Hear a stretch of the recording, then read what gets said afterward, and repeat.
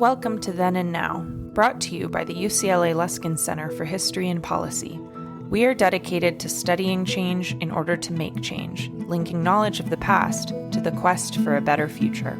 Every week, we interview thought leaders, historians, researchers, and policymakers about what happened then and what that means for us now. Welcome to Then and Now, a podcast sponsored by the Luskin Center for History and Policy at UCLA. My name is Maia Ferdman. I'm the program manager for the Luskin Center. The goal of the center is to bring the past into conversation with the present, and in doing so, to understand how we got where we are so that we can imagine alternative and better futures. Our guest this week is Bamby Salcedo, a prominent and internationally recognized advocate, community organizer, and founder of the TransLatin Coalition in Los Angeles. Bamby's wide-ranging activist work has brought voice and visibility not only to the trans community, but also to the multiple overlapping communities and issues that her life has touched, including migration, HIV/AIDS, youth, LGBT rights, incarceration, and Latinx communities. Through her leadership, she has founded several organizations that created community where there was none and advocated for the rights, dignity, and humanity of those who have been without a voice. Welcome to you, Bamby.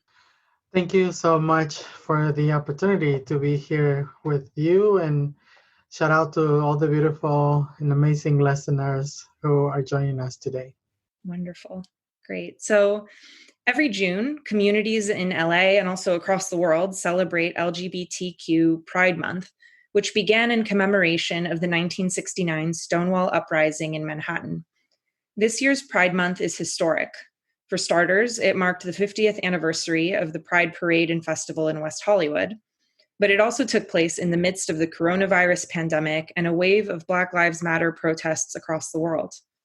On June 14th, a newly formed group of Black LGBTQ leaders organized an all Black Lives Matter march in solidarity with the national movement against police brutality and protesting the killing of Tony McDade, a Black trans man shot by police in Tallahassee. Given this historic moment, it's important to look backwards at Pride's origins, both as a protest movement against police brutality and as an intersectional fight for LGBTQ rights.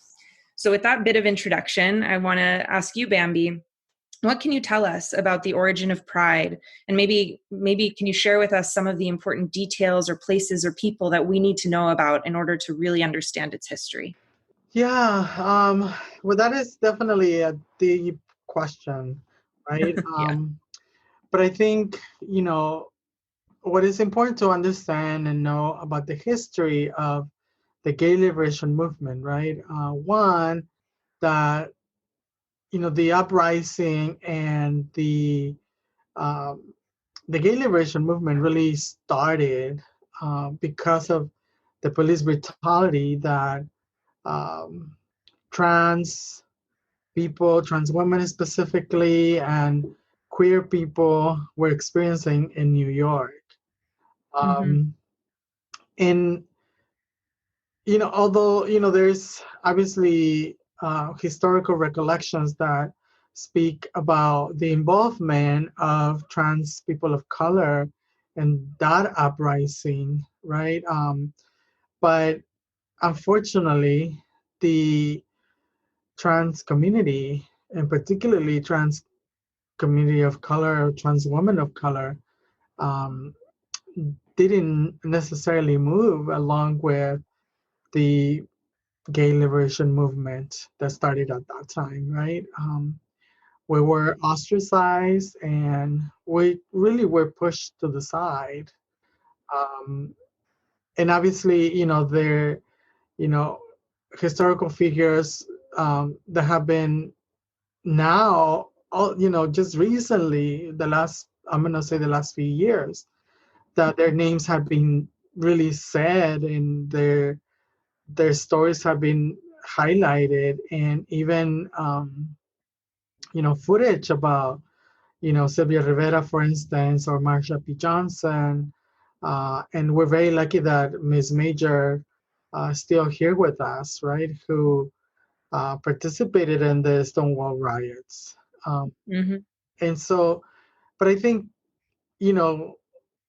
what is important. I think that the listeners really do understand is that if we compare where where the gay and lesbian movement is now, right, versus the trans movement or the livelihood of trans people within our society, right? We are about 40 years behind legislatively, academically, economically, and and that's really unfortunate, right? There has been multiple occasions in which has highlighted how trans people had been pushed to the side and not would necessarily advance with the gay movement, unfortunately. um, Can you tell me, like, when it's, as you said, we're now just names like Marsha Johnson and Silvia Rivera are starting to become more popularized. But it sounds like what you're saying is that over time, even though this movement began with trans women of color at the forefront, their voices and needs have been lagged behind, while the needs of the gay and lesbian community or the progress has jumped ahead. And so maybe could you tell me a little bit more, what was that involvement in the beginning, and then when did that happen, that break started, when trans women of color in particular started to be excluded from that movement? I mean, again, because of the violence that trans women were experiencing at that time, right? And their historical recollections of different places where police brutality took place, and there were, different riots that took place even before Stonewall in New York, right? I mean, there were um, uprisings that took place in LA. There were uprisings that took place in San Francisco at the Hampton Cafeteria. Um, Mm-hmm. and, but the truth is that, it was in New York when, I guess it was more publicized, if you will.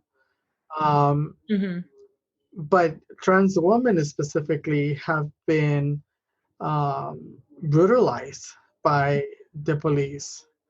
And so it was trans women along with, other streets. Um, well, I mean, I guess I'll have to say hookers, right? Um, that were on the streets that say like enough is enough. And so that's how it all started. And again, even though we didn't necessarily have language there then about trans people, right? We knew that it was trans women who resisted the continuous police violence that they were experiencing. Um, Mm-hmm. and so yeah, I mean, that's really how it all began, right? Uh, it was trans women who really say like enough is enough, right? But I think also you bring a really good point because trans women have actually been at the forefront, not just of the gay liberation movement back then, but we have been part of multiple movements, right? Mm-hmm. But the recurring issue has always been the same. Even within the so-called social justice movements or civil rights movements, right? Trans women and trans people have been excluded and being recognized for the contributions that we bring to all of those movements. Mm-hmm. Absolutely. Yeah, and it's sort of that, I know that today the notion of trans visibility is really important also for that reason. It's sort of a way to make sure that those contributions are seen, and those and honored for what they are, rather than excluded as they have been historically. I'd be curious to hear from you. I mean, was when you talked about people, it was trans women in back in the day who said enough is enough. Was that an organized movement? Was that spontaneous, sort of uprising, or were there key figures in that we want to highlight? Well, I mean, the truth is, when all of this happened back then, right, there wasn't an organized effort. I think the organization of the movement came a little later. Like, really, it was on that particular night when trans women and people who were there at the stall one end that really resisted, right, to the oppression and the violence that the police were portraying against them.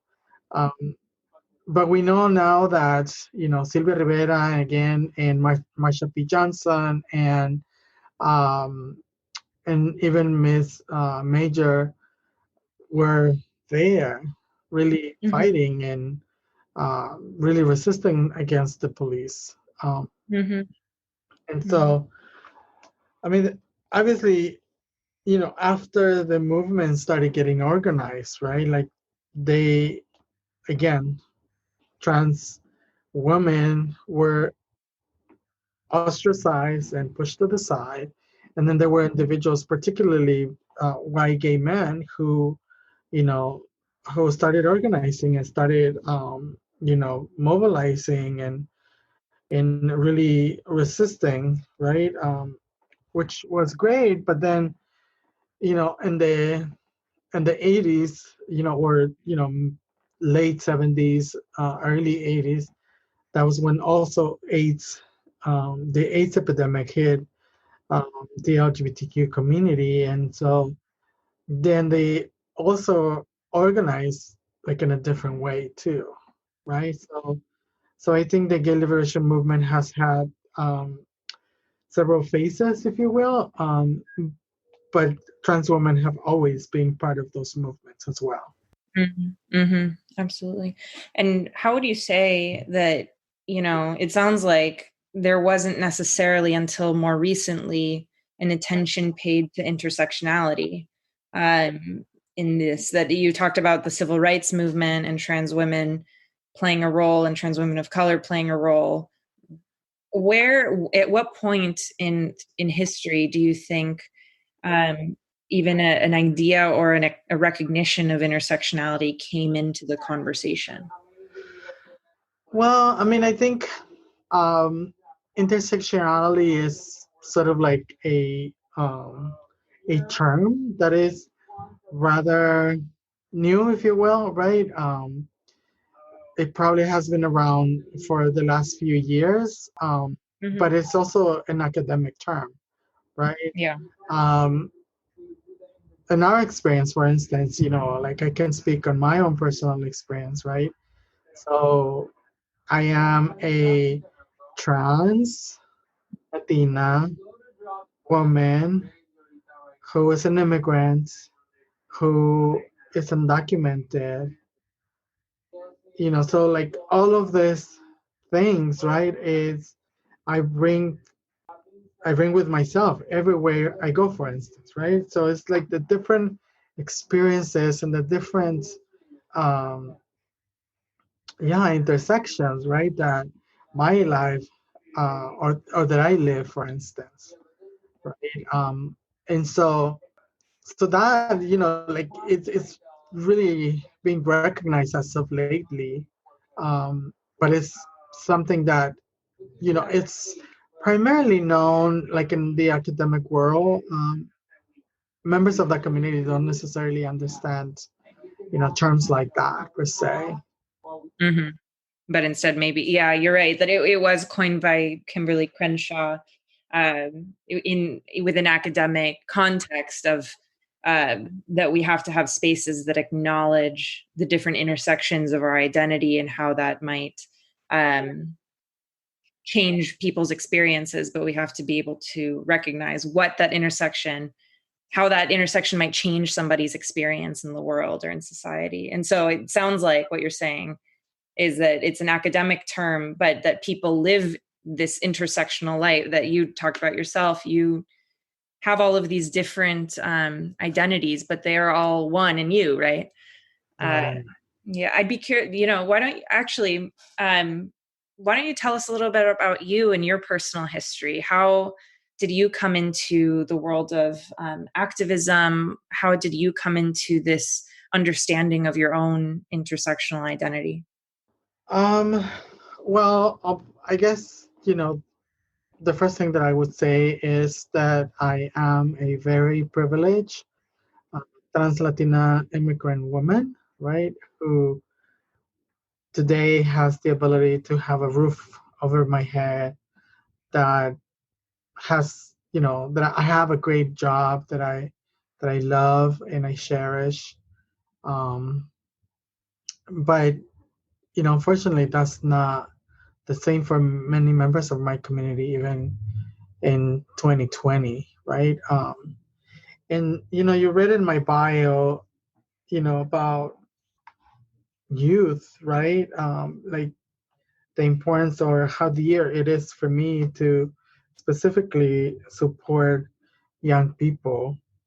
Um, I was obviously young once, right? When I first got to Los Angeles, in the mid 80s, um, I, I started my transition, and because of who I am and because of the lack of resources, um, I had to engage in the street economy, right? I had to consume drugs for me to be able to cope with everything that was going around me. Um, and as a result of the circumstances that I was experiencing, but that the system has pushed me to, um, I was also arrested and incarcerated uh, for about, I was incarcerated and going in and out of prison for about 14 years of my life. Um, and then, through that, obviously, a multiplicity of experiences, horrible experiences that I encounter. I was brutally and sexually assaulted, not just on the streets, but also in prison and in jail. Um, I have been multiple times assaulted also in prison and on the streets and in jail. Um, and I mean, I have had guns pointed to my head. I've, I mean, I would say that any and every experience that anyone can think of, I have probably survived it, you know. And so for me, the fact that I am one of the chosen few who have had the opportunity to not just reform my life, but really overturn and overturn those horrible experiences into opportunities. Uh, I feel that it's also my responsibility to, because I do have that privilege that I hold to do something, right? To do something to not just uplift and speak for those who are not able to speak, but really uplift as voices and experiences of my community. And so, because of that, and because my privilege, and because of the responsibility that I hold, right? That it's, to me, it's something that is always present to me, because it's something that obviously it's part of my commitment to my community. Mm. So through that, that's how the TransLatin Coalition came to be. And you know, I also had the opportunity to create different programs to support other, like young trans individuals, like the Angels of Change program, for instance. Um, but right now, the TransLatin Coalition, we are the very first trans-led organization here in Los Angeles that is providing direct and supportive services and life-saving services to our community. Mm. including food and um, just multiple services that we provide here. Mm-hmm. Wow, that's wonderful. When was it founded? When did you found it? The TransLatin Coalition started in 2009, and we started really thinking about this, broader aspect about how can we influence and change the structures that continue to marginalize our community.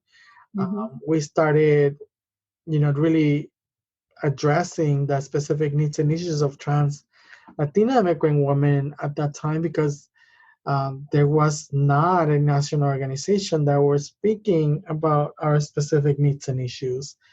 And that's how we started. And we did like really amazing work for a few years. And that's what we're trying to organize and mobilize people across the country and the different states and cities where we have representation.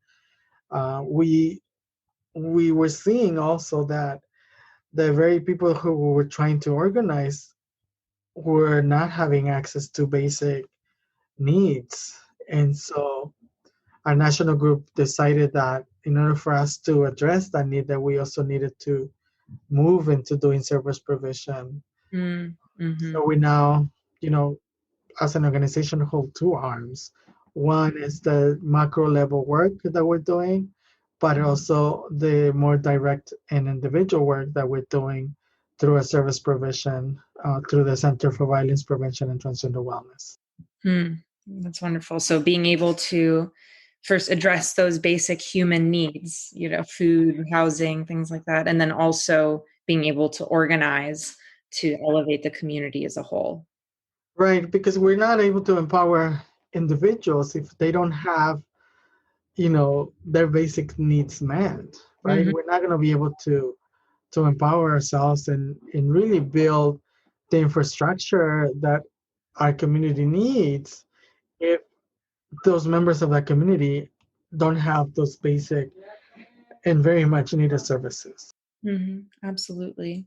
And you said, you started by saying that the rights for the transgender community are something like 40 years behind gay and lesbian rights and liberation movement.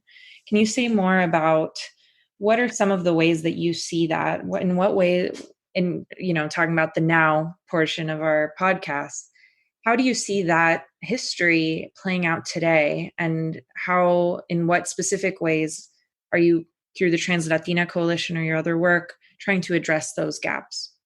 Yeah, I mean, I guess, a couple of examples that I could do in terms of the difference, in the position that we hold as a community in 2020.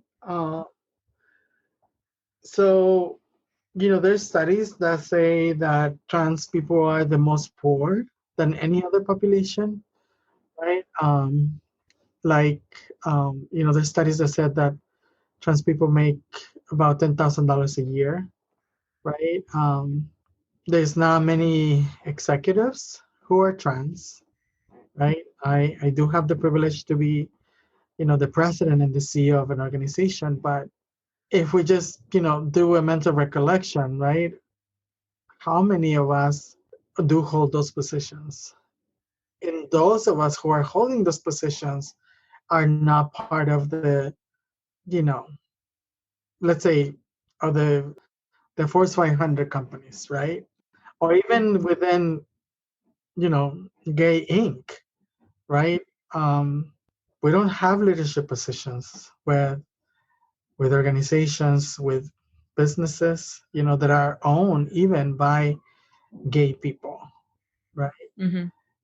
I recently received my master's degree in Latino studies, and I was asking around, uh, you know, to not just my staff, but just people, clients that come here and stuff. And I asked them, like, how many trans Latinas that have a master's degree? And they were able to name just three, and one left Los Angeles. So I don't know how many trans Latinas, hold a master's degree, for instance, right? Or, even further, right? Like how many trans people do actually hold a master's degree, right? Or even a bachelor's degree. Um, so, I mean, those are just like perfect examples that I can give you in terms of comparison, right?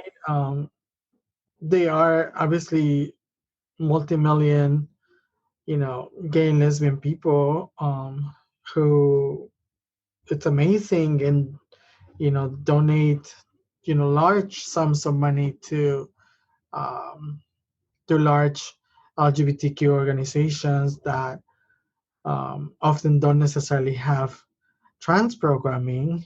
Um, and even then, again, trans people don't hold leadership positions in many of those organizations. And so yeah, I mean that's a comparison that I can tell you.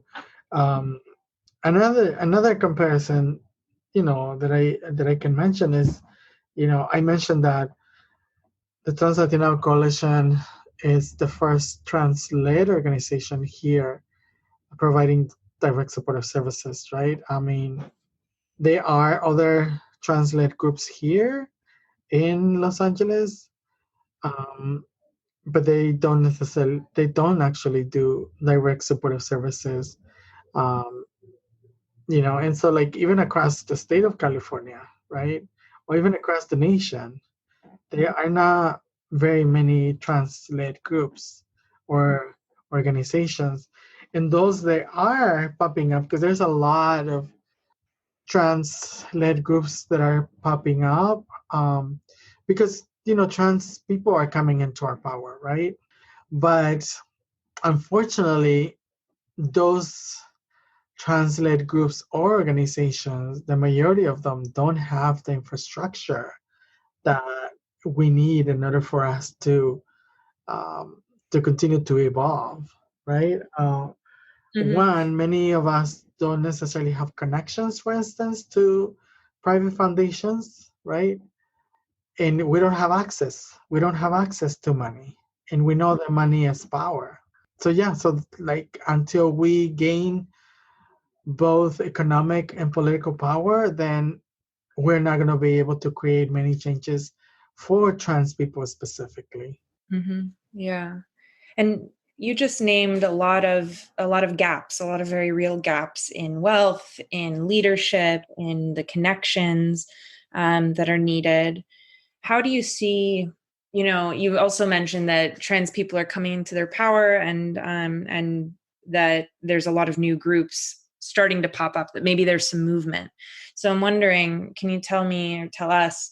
Um, where do you see the progress happening the most?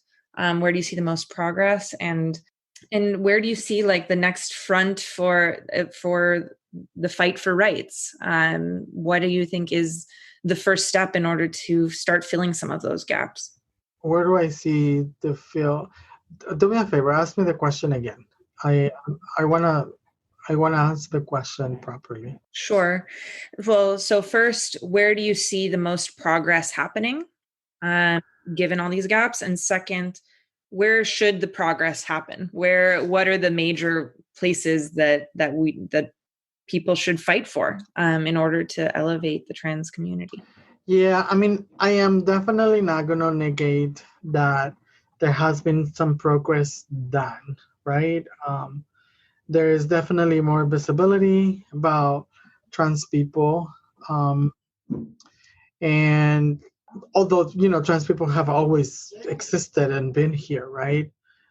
It just Mm-hmm. it has been the systemic and racist system that we have within our society that has always tried to erase our existence, right? So yeah, there's definitely some gains that the trans community have accomplished in the last few years. But let me give you an example about also some of the gaps that need to be completely filled. Mm-hmm.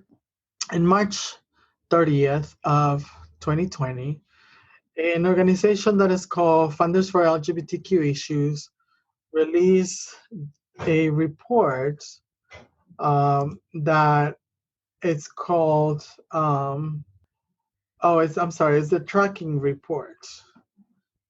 So every 5 years, Funders for LGBTQ Issues released this report in which highlights the money that has been given for LGBTQ organizations, right? And in this report, so 5 years ago, they released this report in which stated that one penny of every $100 was given to trans programming. So 5 years ago, there wasn't many trans-led organizations, even though we were in existence as an organization, the TransLatin Coalition, we were not getting any funding because, we were just a volunteer-run organization, and we were just, it was a very grassrootsy organization, right? Like doing really radical work. Amazing. And this year in 2020, they released the tracking report in which it says that 4 cents out of every $100 are distributed directly to trans-led organizations. Mm-hmm. Great. So trans-led organizations are named in this report, but the disparity on equity is substantial. And so if we are talking about the importance of investing in trans lives, right? There cannot be an inequity such as that, Mm-hmm. right? There has to be, I'm going to say that trans-led organizations need to receive at least 20% of the whole, right? Mm-hmm. Because that's equity, Mm-hmm. right? And so that's one of the gaps that need to be filled.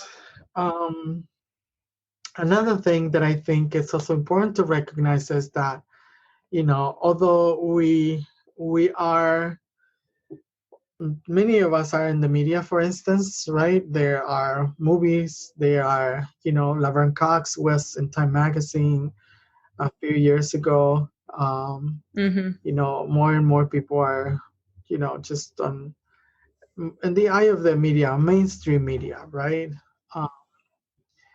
That is great. But I think also with that, violence against a trans woman of color has increased, and nobody, and primarily Black trans women, right? Black and Latina are the most impacted and the ones who experience the most extreme violence. And, like an example that I could give you, a couple of years ago, here in Los Angeles, Vicky Gutierrez was brutally murdered. She was stabbed and burned alive, Mm-hmm. right? And that was that. But people are not uprising to, to support the betterment of the livelihood of trans women specifically, and trans people, or the trans community, or the trans movement, however you want to call it, right? So that needs to happen. People really need to understand that the lives of trans people also matter. And what would you make of, given we're in this moment of sort of a global reckoning that is historic in many ways with anti-Black racism? What would you make, and how do you think trans lives and like you said, trans women of color in particular can also be recognized in this moment? And do you think it's happening? I mean, we had this All Black Lives Matter protest was it last week or a week and a half ago or so? Is this an opportunity Or do you think this is more of the same? Well, I think what we're also saying is, right, that, and I mentioned earlier, right, like trans women have been part of the multiple movements, right, but we are never acknowledged or recognized, right? And so, right around the same time that George Floyd was murdered, a couple of days after, Tugny McDade from in Tallahassee, Florida, was also murdered by the police. Mm-hmm. Tony McDade is a black trans man, and people were not responding the same way they were responding to George Floyd, right? So that's why the people decided to organize the All Black Lives Matter here, and Yeah. that is also why uh, there was a huge march in Brooklyn on this right on the same day, I believe, on the same weekend, um, to really, you know, advocate and claim the the Black trans lives matter, right? So that is, that's a continuous thing. So, you asked me, your previous question was like, what are some of the gaps, right? So there are some gaps even within the multiple movements, right? But I think, everybody talks about, you know um, unity and collective liberation and all of these terms that people just say them just to say them, don't necessarily understand or maybe not want to understand what those terms mean, right? And the truth is that, if we are talking about dismantling the racist and systemic violence that our communities experience, right? It's gonna take a collective power. And like, again, people normally or usually talk about, liberation, right? But I honestly don't think people know what that means, you know? And so if we are talking about liberation, right? I mean, multiple authors and multiple, figures and recognized individuals have said that, you know, there's no liberation for all of us if not all of us are included, right? Mm-hmm. Yeah. And so people forget that. People forget that, you know, the trans people need to be part of that. Mm-hmm. And Mm-hmm. so, yes, it is true that, trans people are coming into our power and we are organizing and we're strategizing, to advocate for our own rights, right? But if people don't support what we are doing, if people don't understand the position that we hold in 2020 and the time that it's going to take us for us to get better quality of life, then it's going to take us longer. And the system that people want to dismantle is not going to be dismantled either as quicker as they think, right? Yeah, because the truth is that, okay, people are coming to the streets and that's great, but the work still continues. You're gonna see, and it happens, right? People go to the streets, a few days, whatever, a month, 2 months, maybe, I don't know. But then that's it. Everything is gonna go back to the way it was. Maybe there's gonna be a couple of changes. People are talking about defunding the police, which we should. So there's going to be something that is going to happen there. But, if we're talking about dismantling the racist and oppressive system that we have and that has been constructed for centuries, then we need to all come together and make sure that we do that. I want to ask you one more question on that note, about coming together. And, as we're about to near the end of this year's Pride Month, But like you said, the work continues. So as we're coming to a close, where do you find hope for the future? And what do you learn from the past? Well, the hope that I truly hold it on the beautiful, amazing, and resilient young people that are learning to be true to themselves, that are unapologetic about who they are, and they are, you know, really claiming their space within our society. Mm. And so they're to me, they're my hope for the future. And so what I know for sure is that the trans community and trans people Mm-hmm. have always existed, despite the fact that racist and oppressive systems have been created to erase us or eliminate our existence. You know, we are still here and we are still thriving. I think the trans community right now is on thriving mode. Mm-hmm. Right now, 2020, we're not just in survival mode. We are thriving, we are organizing, we are strategizing, and we're building community alliances, Mm-hmm. right? That will help us get to where we need to be for us to be a healthy, bright, and beautiful community. Well, that's a great place to close. Bamby, thank you so much for joining us. Thank you so much for the opportunity. And once again, shout out to the listeners who stuck with us, and thank you for joining us as well. Then and Now is a production of the UCLA Luskin Center for History and Policy with support from the UCLA History Department.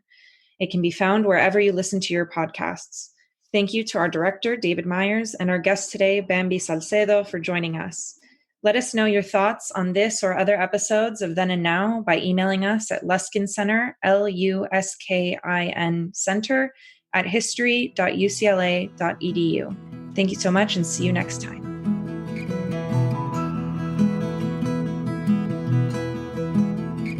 Thank you for joining us this week on Then and Now. Then and Now is brought to you by the UCLA Luskin Center for History and Policy, where we study change to make change. For more on our work, follow us on Twitter and Facebook at our handle, @LuskinHistory. Our show is produced by Maia, Ferdman, and David Myers, with original music by Daniel Reichman. Special thanks to the UCLA History Department for its support, and thanks to you for listening.